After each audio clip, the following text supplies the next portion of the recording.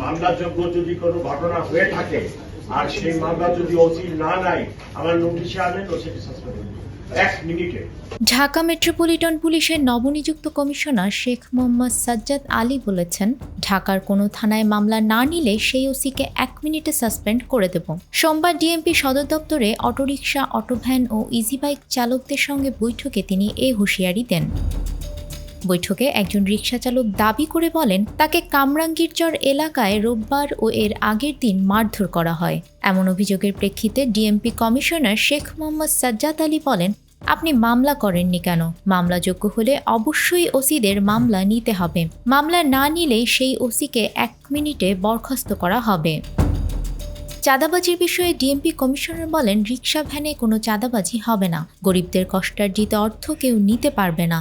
স্থানীয় লোকাল মাস্তানরা চাঁদাবাজির টাকা ভাগ করে খায়। যদি পুলিশের কোনো লোক চাঁদাবাজির সঙ্গে জড়িত থাকে তাহলে তার আর রক্ষা নেই। গরিবের কষ্টার্জিত টাকা কেউ নিলেই ব্যবস্থা। চাঁদাবাজি বন্ধে কমিটি করার কথা জানিয়ে তিনি বলেন, রিকশা চালকরা থানার ওসিকে নিয়ে কমিটি করেন। কমিটি চাঁদাবাজি বন্ধে কাজ করবে।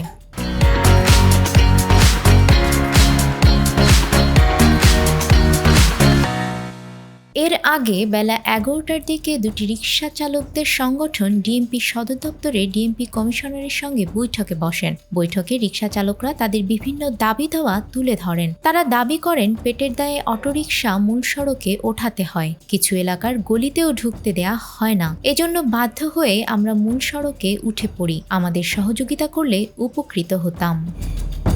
নিউজ ডেস্ক, আমাদের সময়।